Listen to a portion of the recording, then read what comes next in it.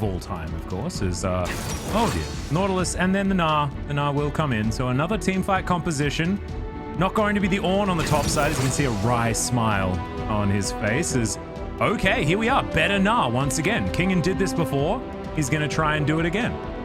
Yeah, and Kingen is actually a great player. I've been slowly but surely, you know, kind of quietly watching his games. Haven't really said much about it, but I feel like he is actually a really smart, intelligent laner, and he's very solid. I still think that you'd like it, you know? You play PvE in World of Warcraft, you know? Basically the same thing.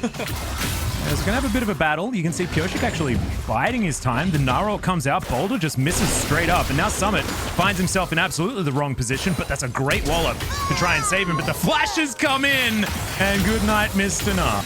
Steal some of those abilities after the kill.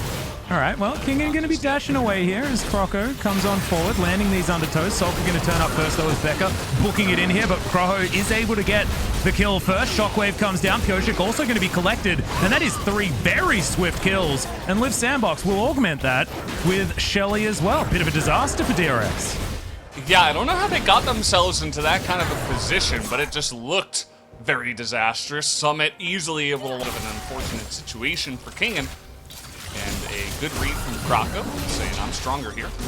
Yeah, very nicely done as Croco, underneath the turret, just carries an orb towards the Zoe and she dies.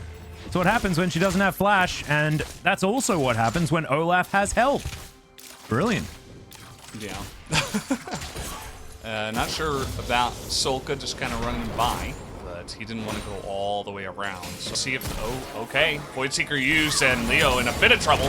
Yeah, there's the pole flash. And Leo's going to try and get out of there. Flashes, dashes, Gale Forces, and now Bao looking for the last couple of autos, and we'll grab it with the Q. So, DRX, they fight back. Croco's going to be able to take down Shirley, but at least there's an extra kill going into DRX's back pocket. Yeah, they take down the Kaisa, deny some farm. They're able to leave Bao alone down on the bottom side and now rotate. But the problem is that the rotation is going to come in a little bit late. You know, Solka can't delay this by themselves. They will look to actually fight, though, it looks like. Yeah, Fake getting exhausted, but he just waits it out. You can see Becca now with the ulti running is just going to die by the looks of things. Big ulti into the backline there from Summit as the shockwave lands only onto one. Solka's very, very dead. And this is looking like an absolute wash. Liv Sandbox have really come alive here in game number 2, and Pyosik well and truly dead. Croco is like, remember the Casper Cup? Remember when I was the best? Yeah, this is what it looks like. Yeah, looking to regain his Croco name here. And he's going to drop the Rift Herald into the mid lane, which is pretty interesting. We've talked about this before. You don't always want to take down the inhibitor, but actually he's just going to get the one charge and do a bit of damage too. And DRX are pushing here, but not too much more, as there's a headbutt pole. Becca once again just like wandering in by himself. It's not really what you want. There is a redemption here as Kingen gets his Gnar against the wall, but Summit may have to say that his is better and is going to be able to pick up something before he goes down. There's the flash out from the shockwave as Pyosik getting a lot of work done here. Leo trying to free hit as Solka goes golden as Samira just dies to the Olaf. Off screen, out of context. That was very strange, but still glad that the observers picked that one up. Still, I think it was a victory for Liv Sandbox. Yeah, for sure. Hanging around, thinking about a rotation up to the top side. Again, looking to fight. Yep, teleports in as we've got the Abduct onto Croco. He's sitting on the Ragnarok, though, so he shouldn't be in too much trouble. Yeah, Pulverize is going to be avoided. With that ulti, he does a lot of damage, actually. They need to be scared. He's running away now. It's the 3-man shockwave. Fate turns it around. And I don't know why DRX are taking all these fights. They're trying to get to game 3 as fast as possible as Bao. Can he do Samira things? The answer's absolutely not, ladies and gentlemen. He's way too far behind. Becca watched as the rest of his team died. That's the ace. That's going to be a Baron right on time. Yeah, I think Summit was pinging for mid lane, but he can just push that line for himself. Liv Sandbox. They've got this one in the bag. I don't think DRX have too many thoughts about how to play this one safely from behind. They say, let's go next. Very famous Pops 50 meme. Shout out to the LCK Discord for that one. I extremely love that. But yeah, you know, trying to force this when you're down 7,000 gold, generally not advisable. Solka all alone here. Does get taken out at the end. They get a couple of kills. And here's actually how Bao died. Just walking through his jungle, thinks there's no vision, but there is absolutely vision. No flash, no heal, down 2 levels on the edge. He just dies. Yeah, he did like 300 damage though, so kudos.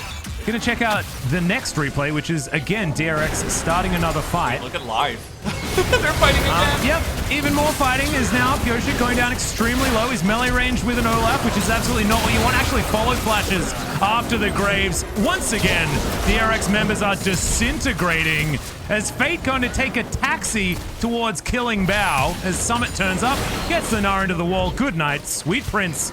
And now there's a teleport into the mid lane, and Live Sandbox, they're done with this game. They want to carry this momentum towards game number 3. Yeah, looks like they're just going to go ahead and try to end this one here. It's still very early on, so we'll see if their push is strong enough. But with the minion wave coming in and still 4 members dead, looks like they will just end the game. Yep, legendary Olaf here as well. Cares not for your turrets. As Nexus turret number 2 goes down, there is the sad Zoe waving goodbye to a DRX that probably shouldn't have been fighting quite as much as they were in this game. Good night, Nexus. That's a 22-minute on-the-dot victory for Live Sandbox. Well, Atlas, I don't know what else to say. Live Sandbox just got so far ahead early on, and sometimes you've got the teams that slowly bleed out, and they say, you know what, maybe we can fight it out in the late game. Let's just try to just take a good trade rather than full-on commit. But either way, you know, from there on out, that was really the only issue that we saw, and Olaf just barely does the most damage in the game. Well, so that's a challenge. Yeah, it's pretty indicative of a game that only lasts 22 minutes, right? Like, that's winning a game right